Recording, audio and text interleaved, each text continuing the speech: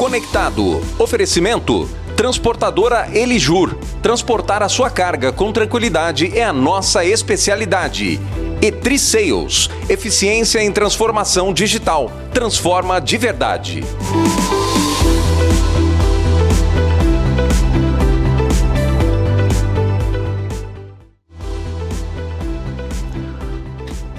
Olá, nós estamos de volta com mais um programa Conectado ao vivo pelo Grupo Tati de Comunicação. Seja muito bem-vindo, seja muito bem-vinda. Vamos juntos a partir de agora pela TV Tati, canal 522, operadora NET, também pela Rádio 79, AM 590, logo também no FM, com sonsaço do FM. Você nos acompanha também através da rede social, no Facebook, TV Tati, THI, e também no nosso aplicativo do celular, só baixar gratuitamente TV Tati no seu celular para acompanhar a nossa programação ao vivo. Muito obrigado pela sua audiência a partir de agora com a gente. Agradecer também aos nossos patrocinadores que sempre estão conosco aqui no nosso programa. A transportadora Elijur, transportar a sua carga com tranquilidade é a nossa especialidade. E3 Sales, eficiência em transformação digital, transforma de verdade. Bálsamo Alimentos, viva a qualidade única com bálsamo de Dumont para todo mundo. E o Sim Comerciário, Sindicato dos Empregados do Comércio de Ribeirão Preto, valorizando os direitos dos comerciários desde 1936. Lembrando que você pode participar conosco ativamente através do Facebook e também pelo nosso WhatsApp 99211 2125.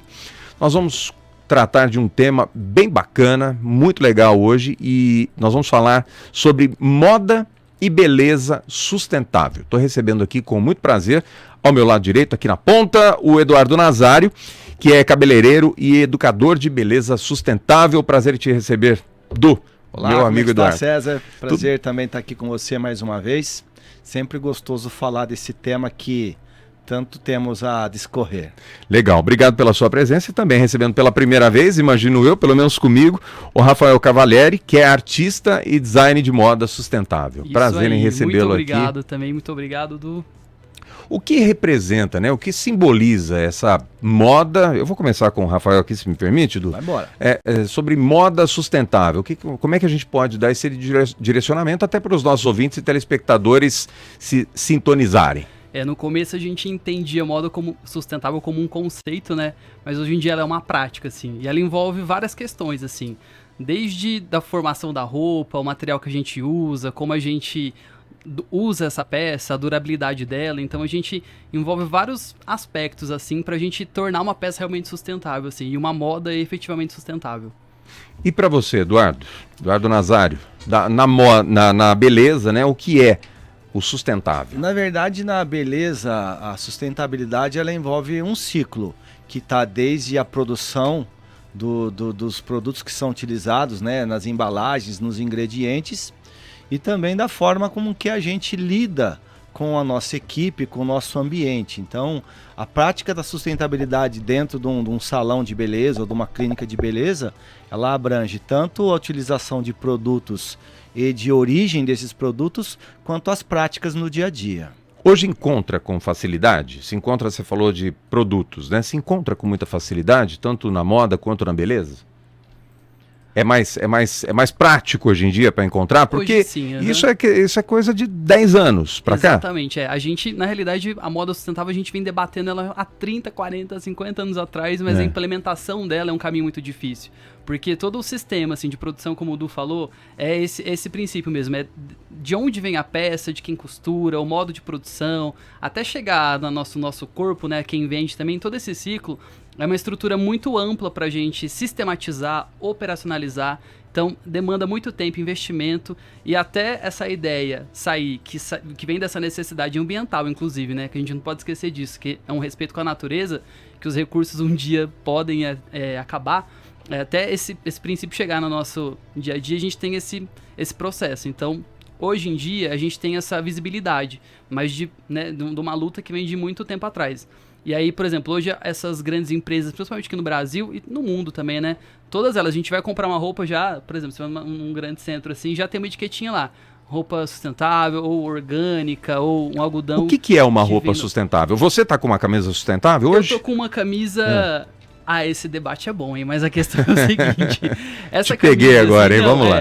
Bom, ela é um pouco mais sustentável porque ela é de algodão. Tá. Então, esses tecidos que são mais naturais, assim, o processo para decantar ele na natureza, para descartar ele acaba tendo um tempo muito menor, né, de decomposição. Então, ele acaba sendo mais sustentável, diferentemente de um tecido, por exemplo, que é feito daquela família dos polímeros e poliéster.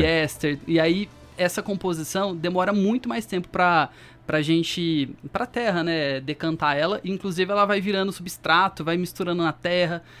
Aí ela vai entrando no solo, vai entrando nos rios, os peixes vão... Aí entra naquele ciclo que acaba voltando pra gente também, né? Tanto é que hoje, né, a gente tem pesquisa que comprova que a gente tem plástico no nosso corpo também, né? De tão envolvido nessas questões que a gente tá. Então... O que torna uma peça sustentável tem essa questão da materialidade, mas também tem uma questão do uso que eu dou para minha peça. Então, por exemplo, não adianta eu ter uma festa domingo, vou lá no Du Maravilhoso, faço meu cabelo, fico bonitão e compro uma roupa só para aquele dia.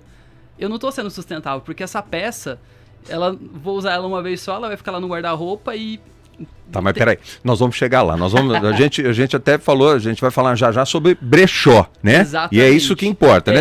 Mesmo que eu compre, entre aspas, uma peça de roupa e vá usar uma vez só, ela pode ser sustentável sendo utilizada por uma outra pessoa. Por uma outra pessoa sim, mas aí, por exemplo, o que eu quero dizer com uma peça sustentável o uso que você dá pra ela. Então, se você compra uma peça, usa ela muitas vezes, realmente se enjoar dentro de um estilo, de uma personalidade que você tem, você tá dando um tempo de vida maior pra essa peça. Então você tá tendo uma peça sustentável. Então, Entendi. por exemplo, talvez o seu terno que você esteja usando também seja uma peça mais sustentável, porque talvez você use ele de uma forma mais saudável pro planeta, pro seu corpo. Então, esses aspectos são nuances, assim, da sustentabilidade. Eu vou dar uma pitaca. Pois não, por não favor, é o Du. meu assunto, mas eu dou uma pitaca nisso. Quando pensando na questão de sustentabilidade de moda, quando a gente compra uma peça de roupa de má qualidade, uma peça de roupa que ela vem de uma origem questionável, ou seja, se a pessoa que trabalhou ali recebeu o que seria por direito dela ou não, se aquela empresa pagou os impostos ou não, se essa pessoa descarta resíduos na natureza ou não, isso também pode determinar a sustentabilidade da peça. Porque nós tivemos um exemplo muito sério há uns anos atrás de uma multinacional que ela foi flagrada usando mão de obra escrava. Sim. Exatamente. Conhecidíssima, né? Conhecidíssima. E o que aconteceu? Essa mesma empresa trabalhava num giro de peças baratas. Ele trabalhava com um bom produto com preço baixo, porque era o viés da mão de obra muito barata, explorada. Ele conseguiu reverter, eu presenciei isso, conseguiu reverter. Hoje em dia ele trabalha o selo da sustentabilidade, só que o preço da roupa teve que subir. E o consumidor entendeu isso, passou a dar mais valor, considerando que o produto tinha qualidade, mas que tinha que ter o valor agregado da mão de obra. Como é que se trabalha essa consciência, Du? Porque tem que ter uma consciência, né? Primeiro, que houve, né, um exacerbou em algum momento, que era o de contratação de pessoas ilegais, enfim e tal. E aí fazer essa virada de chave, né? Como é que é essa consciência? Eu acho que primeiro... Vocês chegaram no denominador comum já? É o que eu penso, depois o Rafa pode comentar. Eu acho que é uma questão de transparência, porque veio à tona, porque era uma prática feita pelo setor. Não era uma prática individual daquela marca em si, era uma prática do setor. Assim como no setor da beleza, é uma prática fazer produtos à base de polímeros, à base de produtos derivados de petróleo, enfim, é uma prática. Alguém, uma hora pode falar, não vou mais fazer isso, eu vou usar ativos naturais. E isso pode despertar um mercado. Na questão da marca em que a gente está citando, veio à tona, porque era uma prática geral, só que aquela era uma marca muito reconhecida. E automaticamente isso fez com que o mercado se alertasse, porque não era ilegal a contratação, era uma contratação exploratória, porque naquele lugar onde era fabricado, era permitido, não era ilegal, era imoral. Ok. Exatamente. E tem uma diferença muito grande. No teu caso da beleza, shampoo, condicionador e tal, quando que caiu tua ficha e você falou assim, olha, eu preciso de virar essa chave, qual foi o teu denominador comum, tua consciência, quando é que começou? Certo, eu acho que isso tem muito a ver com o comportamento pessoal. Eu trabalhei mais de 30 anos defendendo marcas que também faziam prática de produtos químicos, desconsiderando a saúde do usuário, da cliente, desconsiderando a saúde do profissional que usa o produto como recurso e desconsiderando mais ainda meio ambiente. E eu defendi essa marca aos 4 ventos. E um dia eu, por conta de experiência pessoal, e comecei a me interiorizar, vi que aquilo não fazia mais sentido. Que o que eu entregava com produtos químicos eram resultados muito superficiais e pouco tempo e temporário demais. Enquanto que a natureza me daria respostas que fossem mais eficientes para aquilo que estava sendo proposto. Isso tem quanto tempo? Isso tem 5 anos. 5. E como é que é essa virada de chave hoje? O que você fala dos teus produtos que são totalmente... Você trabalha com produtos... Hoje eu sou natureba, né? Natureba. Eu tenho um pessoal que fala, agora você abraça a árvore. Eu falo, graças a Deus, né? Antes eu abraçava poste, melhorei. De poste para árvore, muito, né? Com toda Ótimo. Eu abraçava poste de cimento, agora eu tô abraçando. Mas você é especialista árvore. em cabelo, né? Cabeleireiro. Sense. Sim, Sense. E como é que você sentiu essa diferença na verdade, hoje, no dia a dia? Hoje eu comentei, inclusive, de manhã, que 80% das pessoas que procuram o meu espaço são pessoas que eu não conhecia 5 anos atrás. Existe um conceito para isso, existe um mercado financeiro para isso, porque também tem as pessoas que aleatoriamente estão sendo despertadas para isso também. Não se trata só de um movimento de mídia, um movimento de marketing.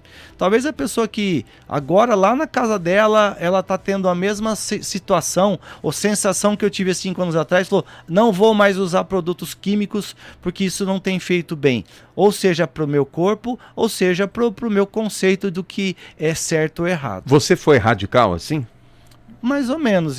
Ou teve um processo eu uso um termo que eu queimei meus navios. Porque quando você entra para um mundo de sustentabilidade e principalmente de verdade no que você faz, você não consegue mais voltar. E o termo queimar navios era isso, né? Quando um país queria colonizar outro, ele mandava uma legião de pessoas e falava, chega lá, vocês queimam um navio que você não tem como voltar. Você tem que se adaptar com aquilo. Economicamente foi interessante para vocês a mudança, a virada de chave? Porque é um produto mais caro, ou engano meu? Sim e não. Geralmente é um produto um pouco mais caro, porque demanda um pouco mais de investimento e qualificação. Mas, por outro lado, tudo isso também parte, retomando um pouco do que eu estava falando, essa mudança toda parte do consumidor também.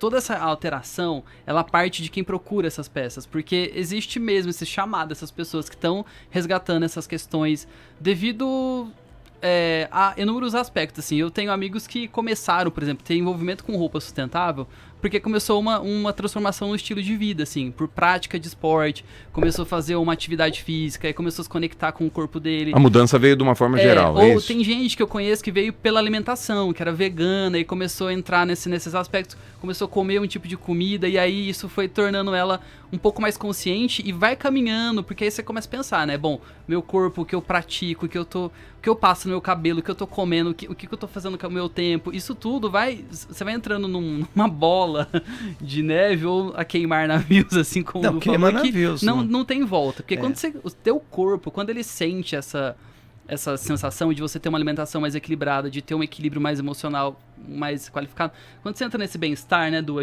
impossível você voltar para trás. Assim. Eu vou falar agora como dono de negócio. Eu tenho empresa no qual a gente tem tributação, tem funcionário, gera renda. Sim. Eu acho o seguinte, quando você opta por trabalhar num conceito de sustentabilidade, de produtos com outra performance, o que acontece é que existe o cliente certo para aquilo.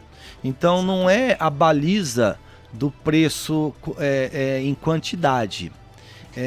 Eu gostei muito de um comentário que o Rafa fez, que mesmo um magazine mais popular aqui da cidade, nacional, eu já fui lá comprar uma camiseta básica, dessas camisetas que a gente usa no dia a dia, e lá estava escrito algodão sustentável. Então também tem a questão do valor agregado. Se você for comprar uma grife, que já é caro o produto, e se você quiser que ela se torne sustentável, ela vai continuar sendo cara. Não vai ser a sustentabilidade que... Algodão sustentável? Sim, sim. Casa? Sim. Dá casamento aí? Total. Sim, total. E cada vez mais vai Eu não ter vi isso. ainda, por isso eu curioso. Depois eu te falo qual que é a loja, eu não vou fazer Tá bom. jabá pra ninguém aqui de graça.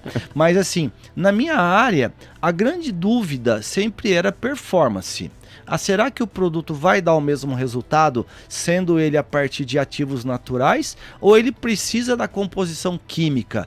Então, o grande obstáculo era quebrar a barreira da dúvida em relação à performance. Quando isso foi ultrapassado, eu não consigo imaginar ninguém que prefira um sintético a um natural se tem a mesma performance. Exatamente. Bom, eu preciso dar um tempinho, 2 minutinhos, a gente volta já já. Vamos falar mais sobre o mercado, né, da moda e da beleza sustentável. Vamos falar um pouquinho sobre brechó também, né, de roupas, que é super importante para a gente ter nesse contexto também. A gente volta em 2 minutos, até já.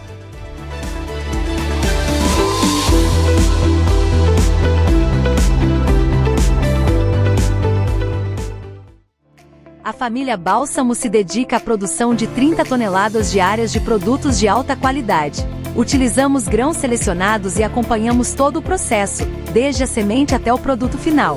Cada detalhe é cuidadosamente pensado para garantir a excelência, com amor pela tradição e pela partilha. Bálsamo é sinônimo de qualidade e compromisso. Aqui, cada produto é uma história de dedicação e muitos momentos doces. Viva a qualidade única com Bálsamo! Cissa Stolaric é a companhia nas manhãs da Tati. A Cissa fala dos desafios do seu dia, fala de saúde e sempre tem aquela dica da hora para você ficar de bem com a vida. Anota aí, tá com tudo, tá com a Cissa. Tá com tudo. De segunda a sexta, às 10h30 da manhã, na Tati Multiplataforma. Transportadora Elijur. Transportar sua carga com tranquilidade, essa é a nossa especialidade. Frota diversificada para atender todo tipo de transporte que sua encomenda precisa, para chegar ao destino com segurança. Transportadora Elijur. Cargas fracionadas, encomendas exclusivas e expressas. Transportadora Elijur. Atendendo as regiões de Ribeirão Preto, Piracicaba, Campinas e São Paulo. Transportar sua carga com tranquilidade, essa é a nossa especialidade. Transportadora Elijur. Programa Conectado. Oferecimento Transportadora Elijur. Transportar a sua carga com tranquilidade é a nossa especialidade. E3 Sales. Eficiência em transformação digital. Transforma de verdade.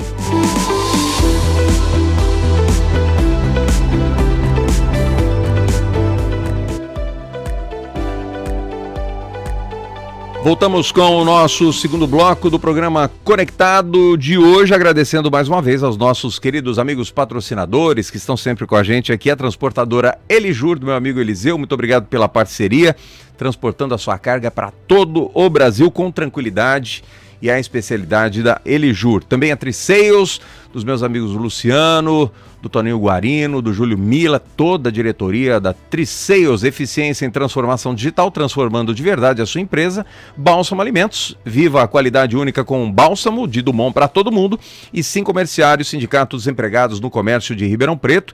Presidente Regina Pessotti, Oscar Gonçalves, vice-presidente, toda a diretoria também, sem esquecer que tem um baile do Dia dos Pais, agora essa semana, né? Semana que vem, dia 17, no Clube dos Comerciários, com a banda Bergson, e a venda de mesas já estão abertas, 3995-6868. Vamos voltar a falar aqui no segundo bloco, com o Eduardo Nazário e também com o Rafael, sobre a questão da sustentabilidade, né, na moda e também na beleza. Nós falamos agora há pouco, Rafael, e se o Du quiser nos ajudar também, sobre a questão do brechó. A gente estava falando lá fora sobre essa questão. Como é que vocês, por favor, veem essa questão do brechó? Né? Muitas pessoas ainda têm aquela cultura, né, de não usar a roupa usada, entre aspas. Exatamente. Como é que você vê essa questão? O brechó, para mim, é uma saída econômica sustentável incrível, porque a gente tem esse estigma ainda, principalmente aqui no Brasil, né, de ser uma roupa usada já, de alguém que morreu. A gente tem sempre essa cultura, assim, né, que distancia. E a gente acaba descartando ela. Só que, se a gente parar pra pensar, alimento a gente coloca no saquinho do lixo lá e descarta no lixo comum, e a roupa, né? Pra onde vai? A gente não tem essa cultura, essa política, assim, da gente reciclar nossas roupas mesmo. Então, às vezes a gente tem lá alguma peça que tá incrível, usei poucas vezes, ou não me serve mais, ou não gosto mais. Eu tenho essa oportunidade de reciclar ela. Então, eu posso... Enfim, tem inúmeras formas, né, da gente fazer isso. Posso trocar com um amigo, eu posso montar um negócio mesmo, tipo, montar uma lojinha e começar nesse processo. Hoje em dia, tem muitas empresas, assim, que estão super estabelecidas no mercado, mas que levam o brechó de uma forma mais inteligente, sustentável e sofisticada, assim, né? Então, existe uma curadoria das peças, algumas marcas que são super... engajadas e significativas assim no mercado, que as pessoas têm a roupa, não usam, então as pessoas colhem essas roupas, higieniza, coloca dentro de um outro ambiente, né, que a gente tem aquela ideia de ser aquela coisa super muvucada, né, de coisa em cima de coisa, caixa. Que a gente tem essa coisa do passado, né, que o brechó era uma lojinha velha, feinha e tal. Exatamente. E aí agora tem essas lojas que são incríveis, assim, que você tem uma experiência mesmo muito bacana, e também online. Tem muitos brechós online hoje em dia, se a gente parar pra pensar, porque é muito fácil também, a pessoa enjoa, assim, entra lá na plataforma, compartilha, então tem essa saída, assim, que eu acho muito legal, porque ainda mais pra estilo mesmo. Tem gente que não gosta tanto de usar a mesma roupa, compra exacerbadamente algumas peças, então acaba trocando, então vai aproveitando, entra nessa onda e vai... No teu mercado não tem como ter o brechó. Não, no nosso não, mas a gente não deveria isolar isso por setor. Eu acho que tem a ver a questão comportamental. Eu comentei a hora que você estava falando lá fora, que numa viagem eu vi brechós que são muito convidativos. Eu entrei, inclusive não comprei o sapato porque não era o meu número, de tanto que eu gostei do sapato que estava exposto no brechó. E muito bonito mesmo, mas não deu certo o número. Mas eu acho que tudo está interligado aos comportamentos, aos hábitos que a gente tem.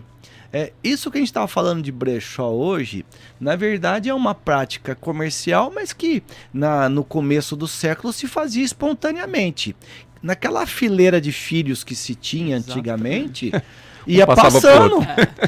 Ou dos irmãos ou dos primos. É verdade. Na casa de todo mundo era assim.